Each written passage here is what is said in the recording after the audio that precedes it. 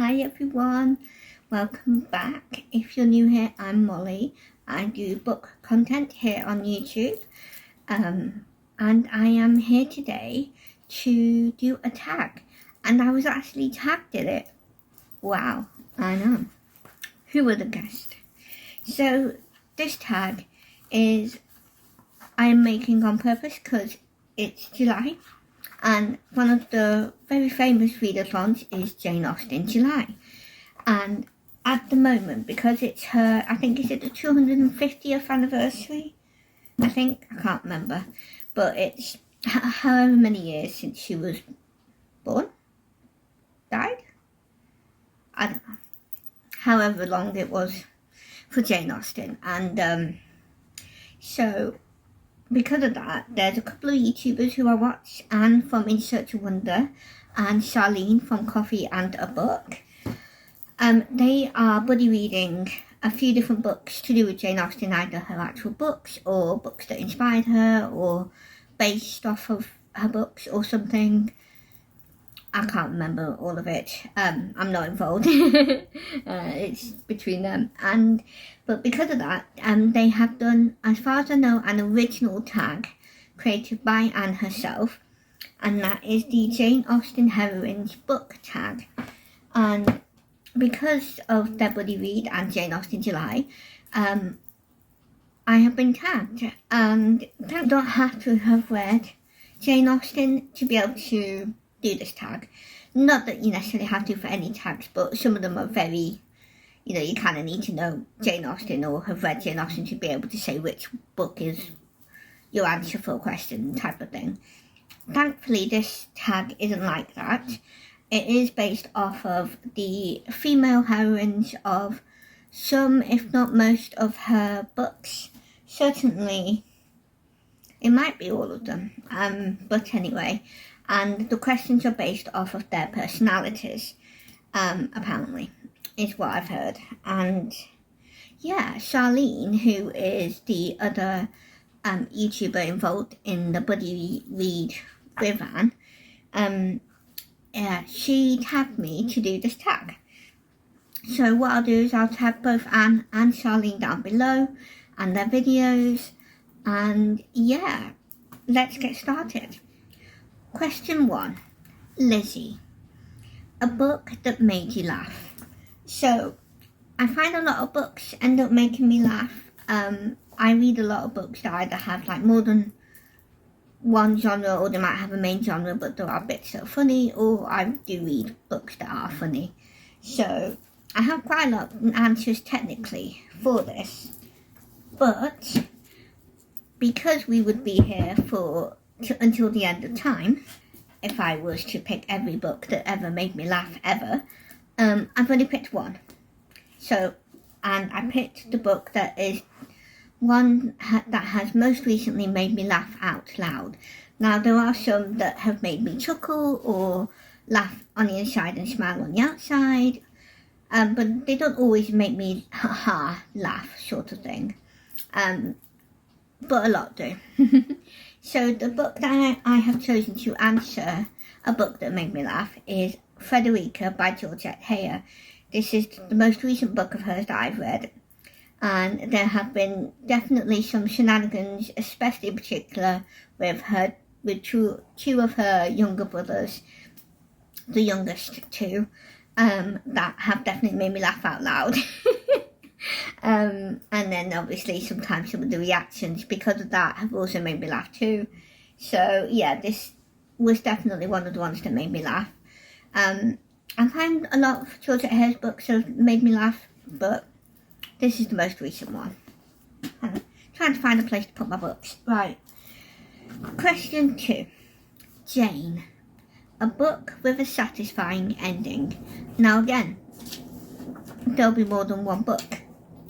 But the one that most obviously came to my mind was Jo's Boys by Louisa May Alcott. This is the fourth and final book in the Little Women series.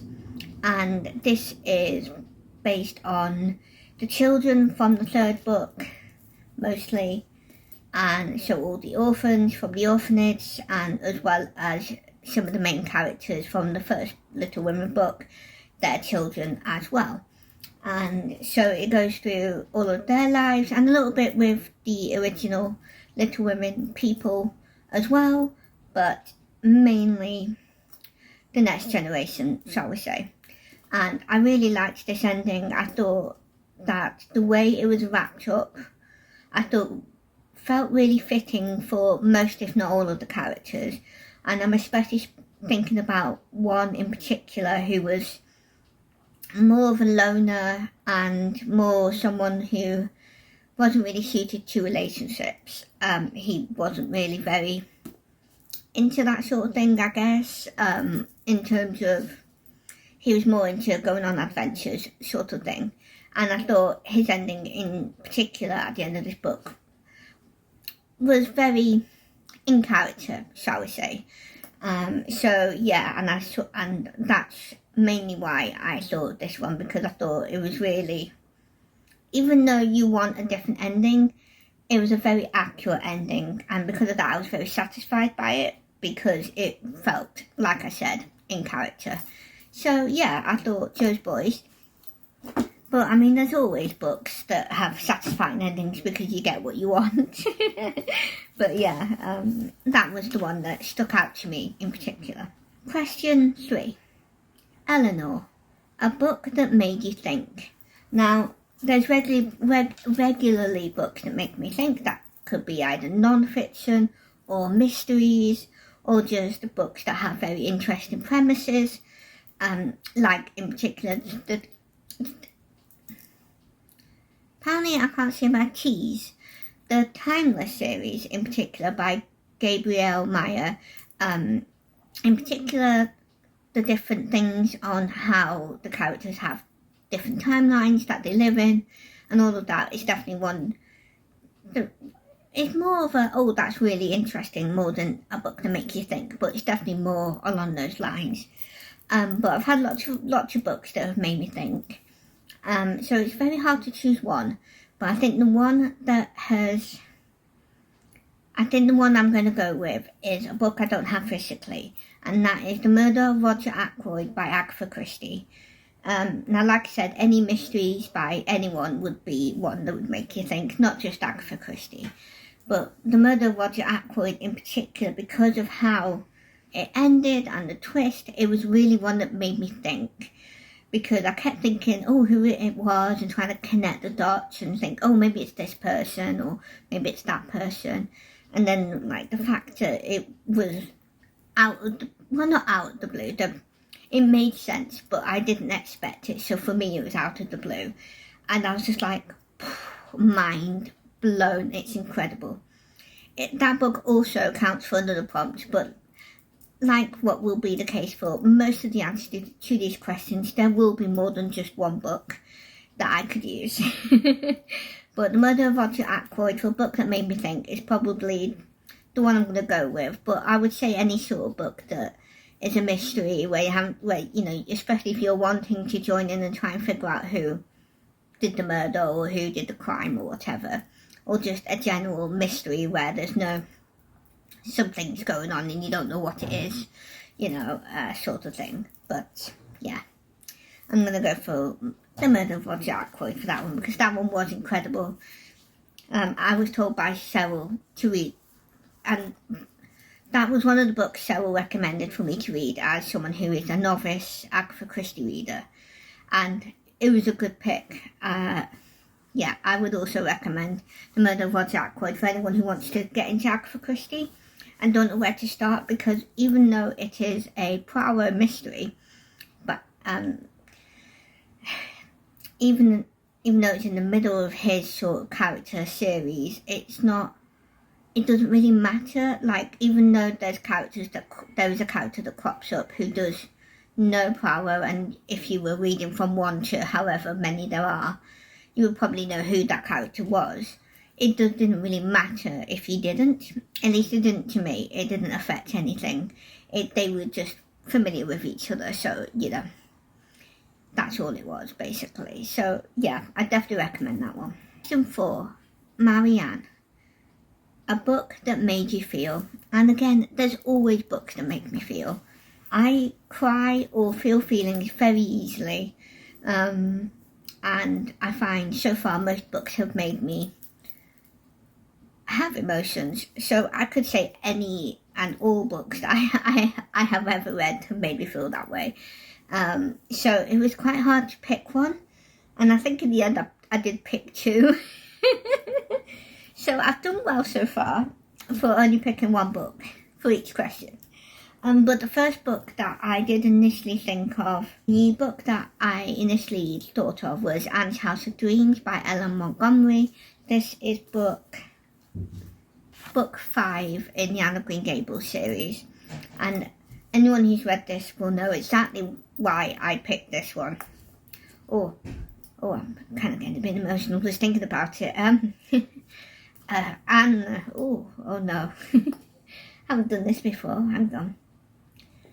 Anne goes through some hard things in this book. It's very much a pivot book in terms of it pivots and she becomes more of an adult than she already was, because obviously she's been an adult for a while now in these books. But sometimes there are experiences that kind of make you grow up instead of just how old you are in general life. Sometimes certain experiences kind of mature you a bit more. And I think, so far, I think she's still very much Anne, but there's that little bit of a difference. And so yeah, this may be quite a lot. I would also say the first one, but that's more the ending as well. And again, if you've read the first Anne of Green Gables, you'll know what I mean by that. But that one is more because of my life experiences myself, more than just empathy for Anne, because what Anne goes through, I've not been through. But at the end of the first book, I have gone through something very similar, except, yeah. I don't really want to say too much in case I spoil it, but to be honest, it's a classic. Most of you watching this have read Anne of Green Gables, but it's very similar experience to what I've had at the end of the first book, except not quite as in front of me sort of thing. It's more... Anyway, I can't explain it, but yeah. But the ending of that one was more emotional for me because of how raw it is from me losing my dad and just what goes on at the end of the first book. But this one is more just having empathy and, going along with the characters and crying about it, because I've not been through this. What Anne goes through in this book. So yeah, I would definitely pick that one.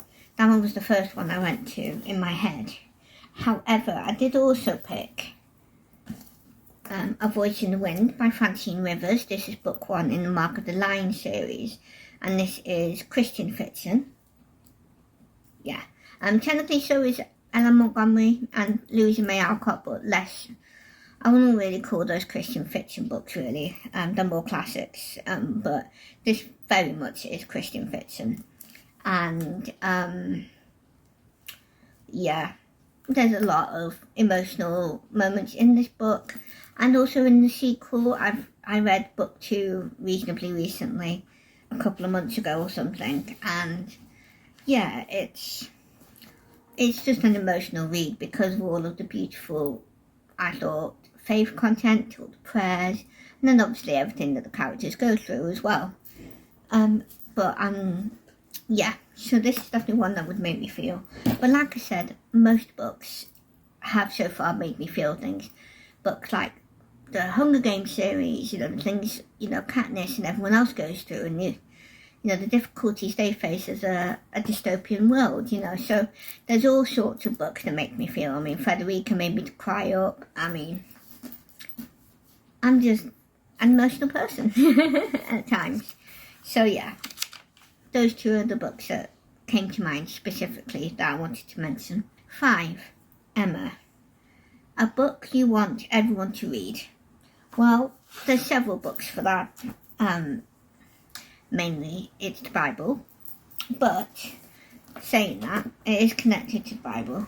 But there's two books that I want to say that I think everyone should read. And I say two because even though they're both non-fiction and they're not technically not connected, but the topics they're very much sort of intertwined. You know, one of them is a topic that you would go through in the first book, but then one of them is a topic it's focusing on, but includes topics from the other book. Difficult to explain, but I'll explain it. So the two books that I'm gonna say for books I think everyone should read are Loving People Who Are Hard to Love by Joyce Meyer and Do Yourself a Favour, Forgive by Joyce Meyer. And I say these are connected because you kind of tackle both topics in each of the books. You know, like loving people who are hard to love, forgiveness is definitely a thing for that, and then loving people is definitely a way of forgiving. So they're very much connected, and I think, and I'm saying this and there's a caveat, these are Christian non-fiction books, so if you're not Christian, you're probably not going to be interested in reading them. However, I still think, despite that it's an important thing people should read, especially if you're Christian, but also if you're non-Christian, because we all struggle with loving people who are difficult to love, and we all struggle with forgiveness, and I think they are very important topics and very easy things to kind of forget. They're definitely sort of books you want to keep going into on a regular-ish basis, like every year or however often you want to do it.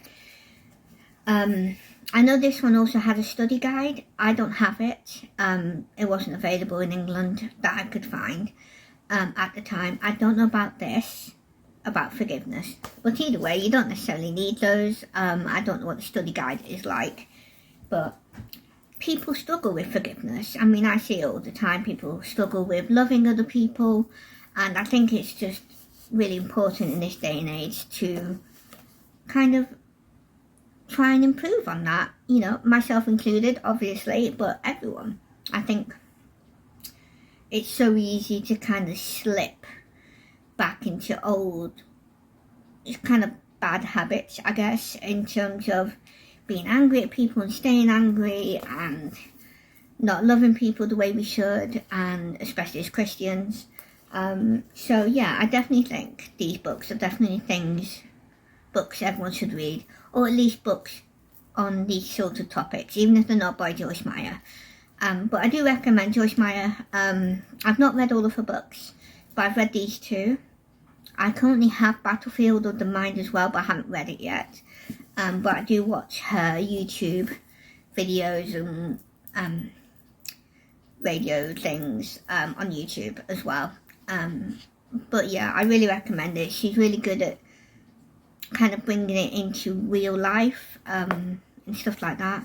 So yeah, I definitely recommend these two books and definitely think everyone should read them and probably keep reading them.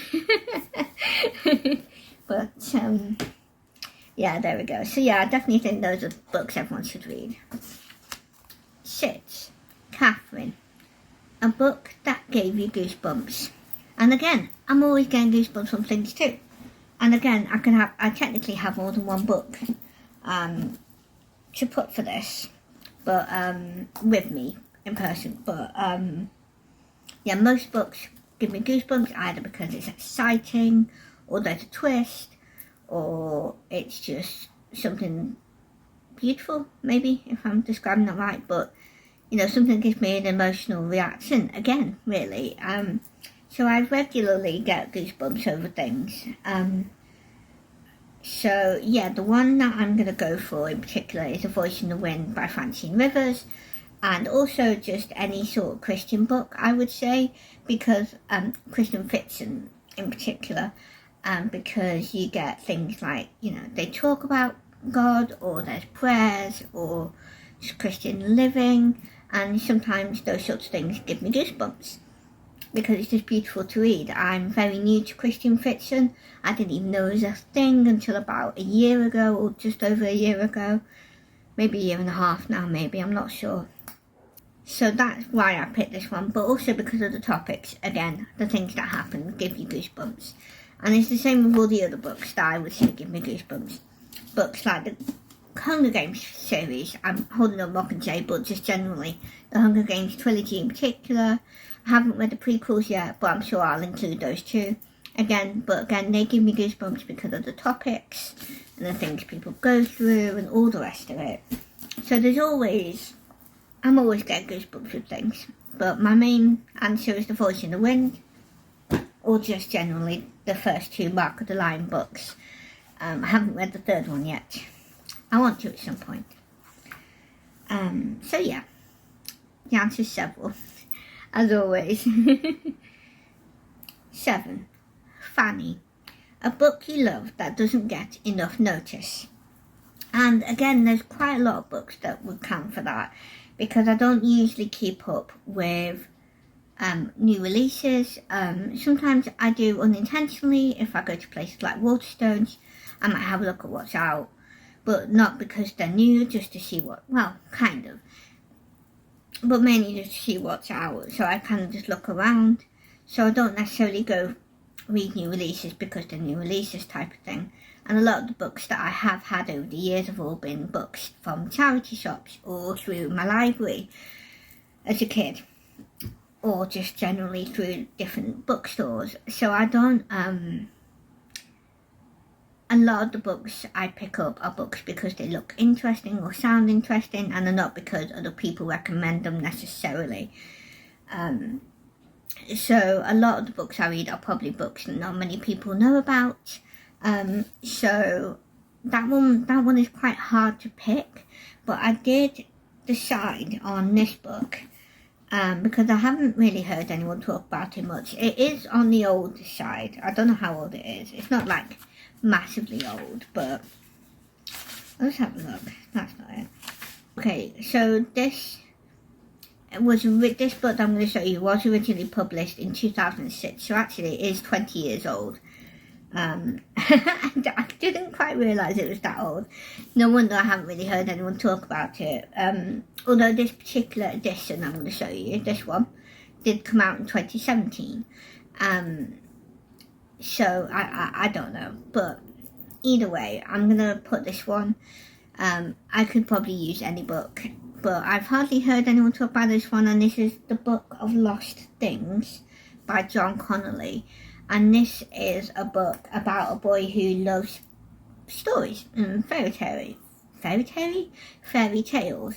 And essentially, I don't know if you would call it magical realism, because it's kind of based in the real world, but also there's another world, kind of a magical sort of world with different characters from different stories and all of that stuff. And yeah, they're kind of based on different, like, kind of fairy tales, I guess, or different, like, poems. Like, there's a poem that one of the things is based on. So yeah, some of them are based on things like the classic, like Grimm or Hans Christian Andersen fairy tales as well. So it's all about stories and fairy tales, and so it's really interesting as well. It's really good. There's another book, which is why I picked this one up at the same time, that had just come out at the time, although I think it was a couple of years ago or a year and a half ago. So I picked them up at the same time. This is the first one. I've not read the second one yet. But yeah, this is actually set in, I'm assuming, World War II. So it is historical. But it kind of goes through up to like the modern day sort of thing. But it was really good. I've not really heard many people talk about it, probably because it's so old. I didn't realise it was 20 years old next year, but there we go. Oh well. But yeah, I would definitely say this one. But another book, or author really, that I would also say, and for those of you who have been around here before will probably know who I'm about to say, and that is Anything by Carlos Ruiz Zafón. Because I hardly ever hear anyone talk about his books either. If anything, it's always The Shadow of the Wind, which is a brilliant book, deserves the hype. But like, I don't really hear anything else about him. I don't hear much about that one either, really. Again, a lot of his books are are probably quite old as well, I'm not sure. But either way, never really hear much about him either. 8. Anne. A book you read a long time ago and loved, but not sure now. That was it, yeah. So I've not actually picked up a book for that because if it was that long ago, I probably don't have it. And I was trying to think. I mean, there'll be loads of books, again, that I will have read and loved as a kid that I might not love anymore. I'm not really sure. The first one that came to my mind was the Twilight series. I'm not quite sure I would love it as much now as an adult if I reread it, and I'm not really interested in rereading it. So there was that one, but I can't really think of anything else. I'm gonna say that one. I mean that series really. I know I enjoyed them at the time when I read the books. I mean the problem is that are books that I would read, but I don't necessarily know the titles or the authors. So at the time I loved them, but I didn't. I don't remember what it is. So there are book covers that I can see in my mind right now that I know I loved at the time, but I can't remember the title, don't know the author's name. I just remember that I was reading it when I was in year 6 in primary school. How old would I be for all you Americans? I think I'd be about 11, 12. Yeah, about 10 or 11. Because we go to high school at the age of 12. So, yeah, I don't really know. So, for the sake of time and not knowing who or what book to say, I'm going to say the Twilight series and just stick with that. Because I know I loved it at the time. So, yeah. I don't know. Okay. Question 9. Lady Susan.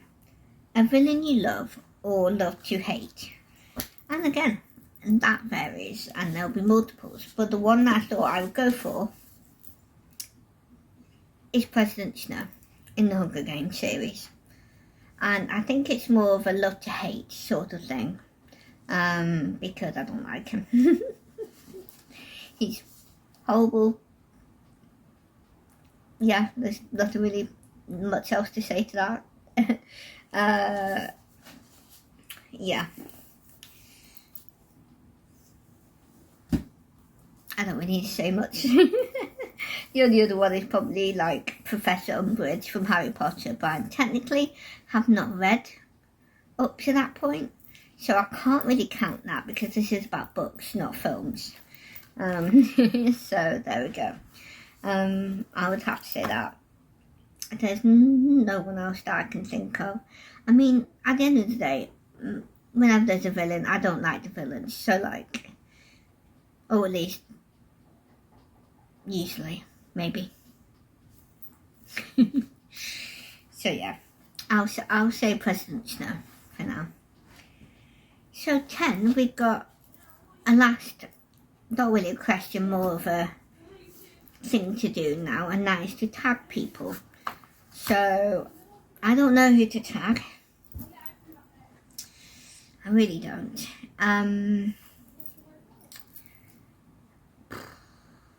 Who should I tag? The problem is I don't know if anyone else has been tagged.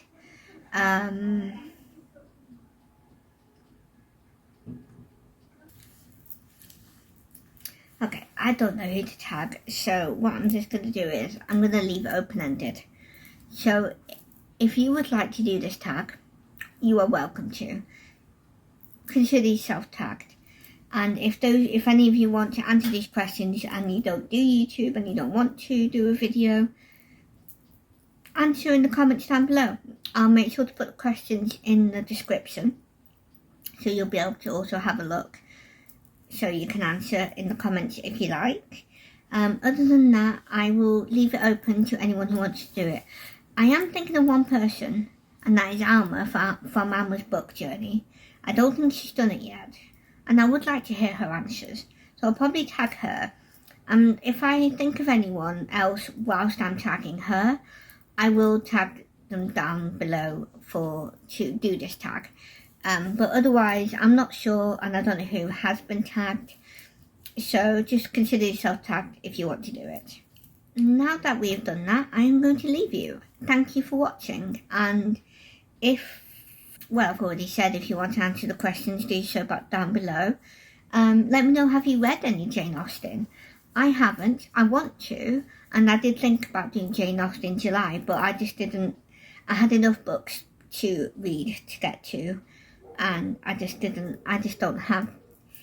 I'm not a fast reader, so I just knew I probably wouldn't be able to get to it, and I wouldn't be prioritising any Jane Austen books, so I've left it.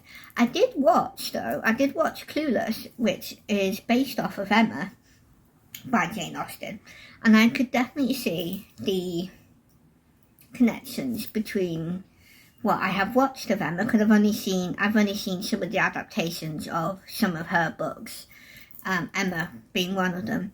So Clueless is the first modern retelling that I have seen on film. Although, does it really count as modern anymore if it's 30 years old? Let me know, because I don't know. If it does, then brilliant. But either way, it's a retelling. And I enjoyed it. I mean, it was what you expect of a character like, she's not called Emma in the film, but of Emma. Very, very superficial, shall we say. But I enjoyed it. It was a bit of fun. I did enjoy it, and it was great seeing Paul Rudd looking pretty much exactly the same. He does look older now though, but he's still got some good genes on him. He still looks really good. But yeah, anyway, I'll leave you to it. I just thought I'd mention that little tidbit of interest. Yeah, so let me know if you've read any Jane Austen, and if you have, what's been your favourite or your least favourite that you've read so far? Let me know. My answer is 0 and 0 for both those questions, because I've not read any. For now, I do want to get to reading Jane Austen at some point. I just don't know when. Yeah, oh well. So, thank you for watching, and I will see you all next week. Bye. Oh, I sometimes forget this, but also, God bless. Hello. Hi. Oh, yes. Is it the cat time, is it? Yeah, who cares about books? You know you don't, do you? No, you're just like, yes, I just need food and cuddles. Yes, you do.